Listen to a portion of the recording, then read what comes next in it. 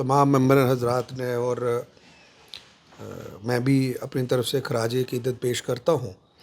जितने भी मेंबर हजरात इस दुनिया में नहीं रहे और उनकी जो कंट्रीब्यूशन अपने अपने इलाके अपने अपने सेगमेंट्स में थी और इस रियासत के लिए जो उन्होंने किया, वो एक काबिल तारीफ़ बात है। इसमें ख़ास कर कि प्रणब मुखर्जी, मुझे आज वो दिन याद है कि जब उनका इलेक्शन था तो उनको हमने वोटिंग की SKICC वहाँ पे, तो उन्होंने उस वक्त भी बड़े एक इतने सीनियर मेंबर रहे हैं वो, लेकिन उस वक्त मैं एक फ्रेशर था MLA, बट जिस तरीके से उन्होंने तब बात की और जो उन्होंने एडवाइजेज़ हमें की, तो आज भी वो याद आती है। अटल बिहारी वाजपेयी साहब की अगर बात करूं तो उन्होंने तब की बीजेपी और आज की बीजेपी में ज़मीन आसमान का फ़र्क है। उन्होंने जो एक बात दोस्त के मुतल्लिक़ कही और पड़ोसी के मुतल्लिक़ कही, मैं समझता हूँ कि उनकी उस वक्त की जो एफ़र्ट्स थे, ख़ास करके मेरा सेगमेंट जो एक बॉर्डर सेगमेंट है और जम्मू कश्मीर में जो हाईएस्ट मिलिट्री ज़ोन है वो हमारी डिस्ट्रिक्ट पुंछ है, तो उनके वो जो अल्फाज थे आज तक हमारे लोगों के दिलों में एक घर कर गए हैं। क्योंकि जब भी हालात ख़राब होते हैं तो सबसे ज़्यादा जो खमियाजा है और सबसे ज़्यादा जो जानें जाती हैं, सबसे ज़्यादा जो लोग इंजर्ड होते हैं, वो छोटी वॉर हो या बड़ी वॉर हो, वो उसका नुकसान मेरी कॉन्स्टिट्यूंसी में सबसे ज़्यादा होता है। उसके साथ साथ हमारे सीनियर मेंबर मियां बशीर अहमद लारवी साहब, जिनकी बहुत कंट्रीब्यूशन है रजौरी पुंछ के लोगों के लिए। मैं ये नहीं कहूँगा कि वो एक कम्युनिटी के लीडर थे, और ये बात मैं मैं समझता हूँ गलत होगा कि अगर आप उनको एक बरादरी के साथ जोड़ें। वो तमाम रजौरी पुंछ के लोगों की नुमाइंदगी करते थे। हाउस के अंदर जब तक रहे वहाँ भी की, और हाउस के बाहर भी उन्होंने जो है रूहानी जो शख्सियत थे वो, तो हर तरीके से दुआओं में हमेशा रजौरी पुंछ के लोगों को याद रखते थे। उसके साथ साथ मुश्ताक अहमद बुखारी साहब, जिन्होंने पहाड़ी मूवमेंट के लिए बहुत एक मेहनत की, जद्दोजहद की, उनकी भी एक बहुत बड़ी कुर्बानी है। उसके साथ साथ मेरी अपनी कॉन्स्टिट्यूंसी के चौधरी बशीर नाज साहब, जो एक सीनियर मेंबर यहाँ पे थे, इसमें कोई शक नहीं उन्होंने मेरे ख़िलाफ़ 2009 में इलेक्शन हमने लड़ा, लेकिन उनकी सबसे बड़ी कमाल की बात थी, मैं 2008-9 का इलेक्शन जीता, लेकिन मैं हमेशा उनकी एडवाइसेस लेता था और दौरान इलेक्शन भी वो मुझे जहाँ मिलते थे मुझे बेटा बोल के, और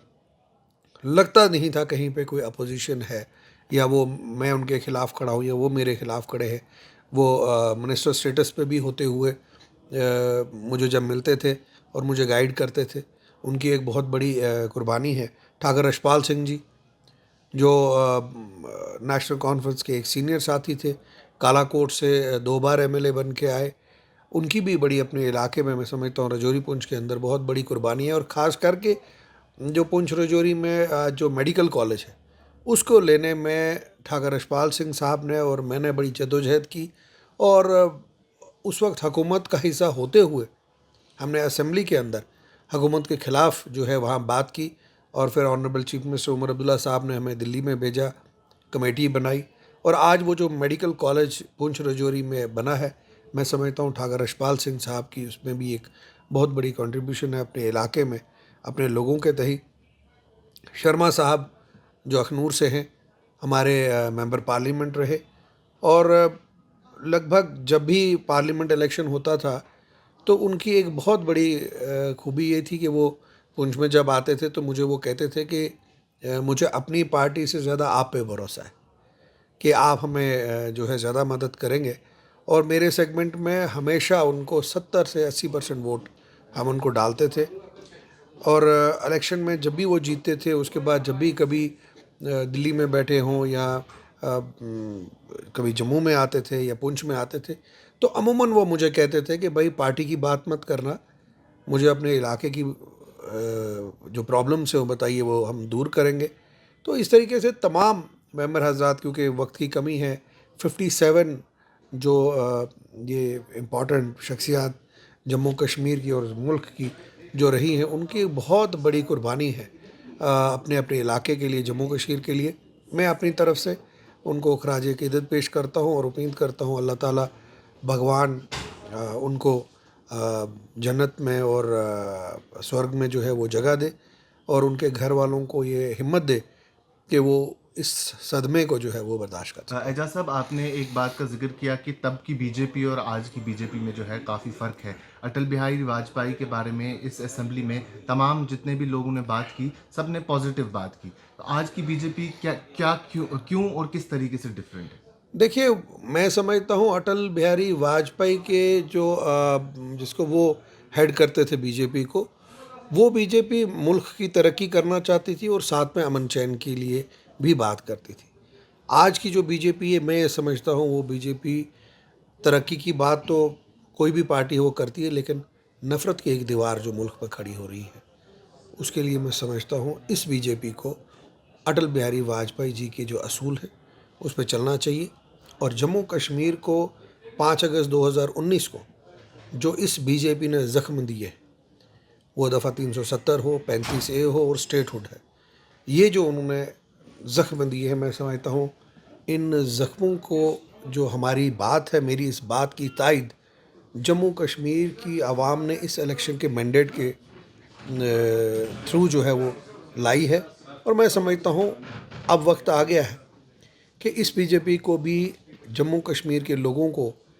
हिंदुस्तान का एक हिस्सा समझ के दोबारा से स्टेटहुड हो, 370 हो, 35A हो, हमारे ज़मीनों के जो हमारे हक हैं, जो हमारी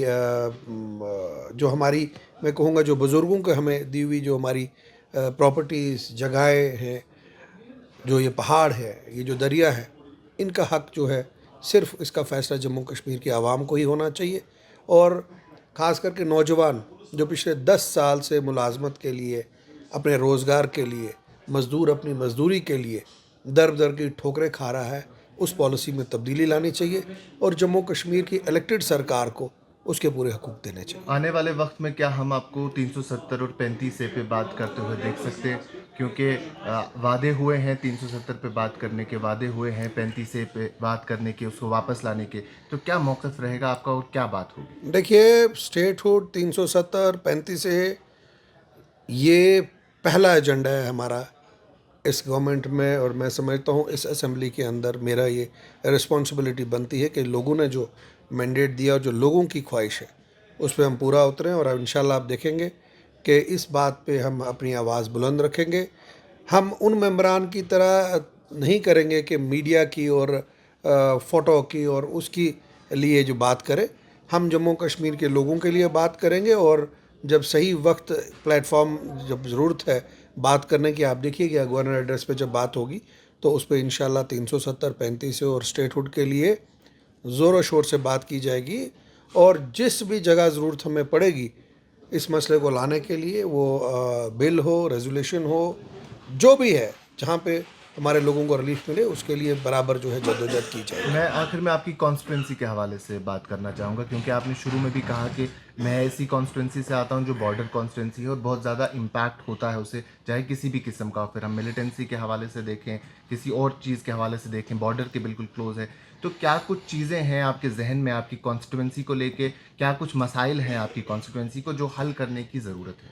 देखिए, मैं अपने सबसे पहले तो अल्लाह ताला का शुक्रगुज़ार हूँ और अपने कॉन्स्टिट्यूंसी के लोगों का शुक्रगुज़ार हूँ।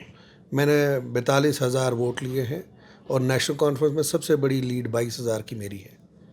तो मैं ये समझता हूँ मेरे पे जितने ज़्यादा मैंने वोट लिए हैं, जितनी बड़ी लीड है, इसके लिए सबसे ज़्यादा रिस्पॉन्सिबिलिटी भी मेरी बनती है। जम्मू कश्मीर में अगर मैं समझता हूँ सबसे ज़्यादा जो कुर्बानी दी है वो पुंछ के लोगों ने दी है। आज जब कोई ऑफ़िसर यहाँ दिल्ली से आता है या कोई ऑफ़िसर यहाँ का जम्मू कश्मीर का होता है या कोई लीडर होता है, तो उनकी कोशिश होती है कि भाई उनकी सुरक्षा में पुंछ राजौरी के लोग जो हैं वो उस पे हों, क्योंकि पुंछ के राजौरी के लोगों ने कुर्बानियाँ दी हैं, शहादत दी है। और डेवलपमेंट के ताल्लुक से भी इस वक्त तक पुंछ राजौरी को वो हक नहीं मिला जो उनको मिलना चाहिए था। उसके लिए फ़ाइट की जाएगी और हर मुश्किलात जो है पुंछ राजौरी की दूर की जाएगी। और पुंछ राजौरी के लोगों के लिए अगर हमें किसी हद तक भी जाना पड़ा तो इंशाल्लाह हम आ जाएंगे।